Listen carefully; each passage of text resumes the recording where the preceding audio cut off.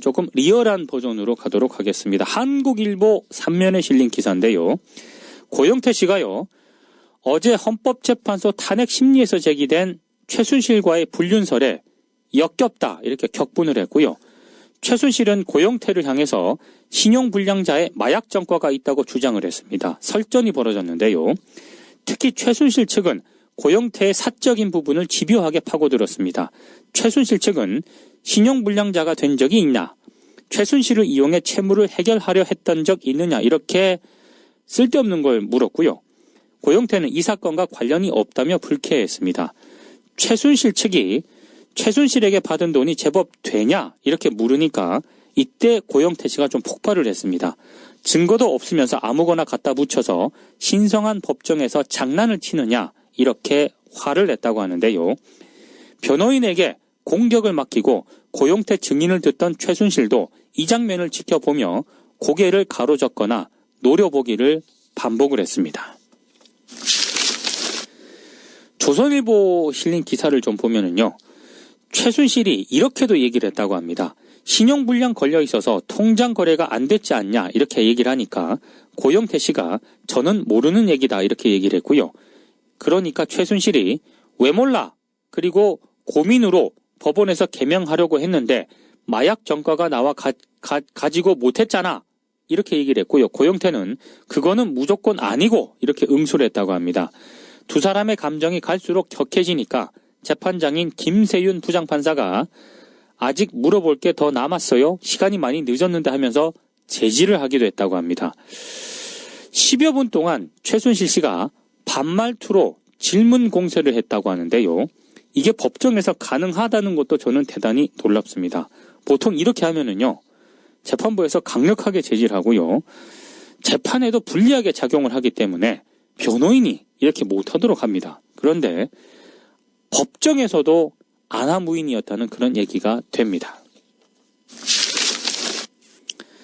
더 리얼한 버전이 많긴 합니다만, 네, 아침부터 뭐 이런 걸 세세하게 좀 전해드리기가 송구스러워서 아마 오늘 종편에서요 하루 종일 요걸 가지고 장사를 하지 않을까 생각이 됩니다. 관심 있으신 분들은 종편을 좀 참고를 해주셨으면 좋겠습니다. 고영태 전 WK 이사가 박근혜 정부의 국정 운영에 최순실이 개입한 정황을 어제 법정에서 추가 폭로를 했습니다. 고영태 씨가요 이런 얘기를 했습니다. 최순실이 차은택에게 국가 브랜드 관련 일을 지시하면서 장관 자리 비어있는데 추천할 사람 추천해라.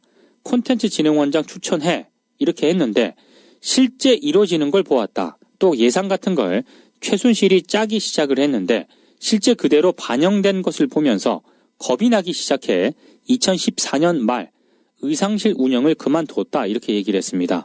고영태 씨는 지난해 8월 미얀마에서 최순실과 함께 유재경 주 미얀마 대사를 만난 적이 있느냐 이런 검찰 질문에 그렇다 이렇게 답을 했고요. 고영태 씨는 최순실은 인호섭 미얀마 무역진흥국 서울사무소 관장에게서 미얀마에 대한 이야기를 듣고 K타운, 코리아타운 이런 걸 주고받았다. K타운 사업 등으로 차후 발생되는 수익 구조를 봤던 것 같다. 이렇게도 얘기를 했습니다. 자신이 재판에 넘겨진 것을 고영태의 음모라고 최순실이 주장한 것에 대해서 고영태는 내가 더 억울한 게 있다면 맞받아 쳤습니다. 내가 조작을 했다면 안종범 수석을 움직이고 정호성 비서관을 움직여서 그런 조작을 했다는 말과 같다. 내가 대기업을 움직여서 300억 등을 지원받게 했다는 건데 도대체 말이 안 된다 이렇게 반박을 했습니다. 최순실은요 재판정에 들어오는 고영태를 응시한 반면에 고영태 씨는 증언 내내 최순실에게 한 번도 눈길을 주지 않았습니다. 그리고 어제 최순실과 이성한 전 미르재단 사무총장이 있지 않습니까? 녹음 파일을 두고 설전을 벌이기도 했습니다. 최순실이 작심한 듯 재판장에게 발언권을 얻어가지고요. 너무 억울해서 물어봐야 할 것 같다.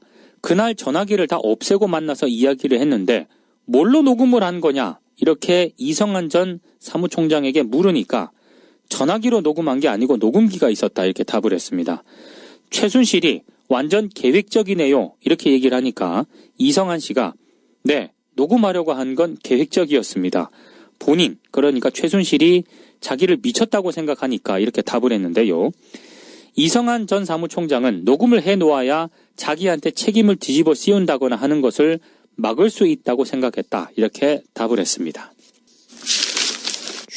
네, 제가 지금 소개해드린 기사는 한겨레 기사입니다. 한겨레가 굉장히 저널리즘적 관점에서 보도할 만한 그런 내용 위주로만 보도를 했는데요. 경향신문 3면으로 가보겠습니다. 박근혜가요, 최순실을 평범한 가정주부로 생각했다고 주장을 했습니다. 진짜 웃깁니다. 박근혜가 지난 3일 헌법재판소에 이 같은 내용의 탄핵소추 사유에 대한 피청구인의 입장, 이른바 준비서면을 제출을 했는데요. 국회 탄핵 사유와 최순실의 국정 개입을 전면 부인을 했습니다. 엑기스만 간단하게 소개를 해드리겠습니다. 박근혜는 서면에서 혼자 사는 여성인 피청구인, 그러니까 본인입니다. 박근혜에게 필요한 의상 등 세세한 일들을 도와주고 시중에서 벌어지는 일이나 풍문을 귀뜸해 주었다. 최순실이 과거 유치원을 경영한 경력이 있지만 평범한 가정주부로 생각을 했고 여러 기업을 경영한다는 사실은 알지 못했다고 밝혔습니다. 그리고요, 연설문을 비롯한 청와대 문서에 최순실이 개입한 이유에 대해서도 청와대 비서진들이 본인의 언어 습관을 제대로 이해하지 못해서라면서 비서진들이 업무에 능숙해지면서 최순실의 의견을 들어보라고 하는 경우도 점차 줄었고 시간이 흐르면서 피청구인은 그런 과정에 별다른 신경을 쓰지 않았다고 밝혔습니다.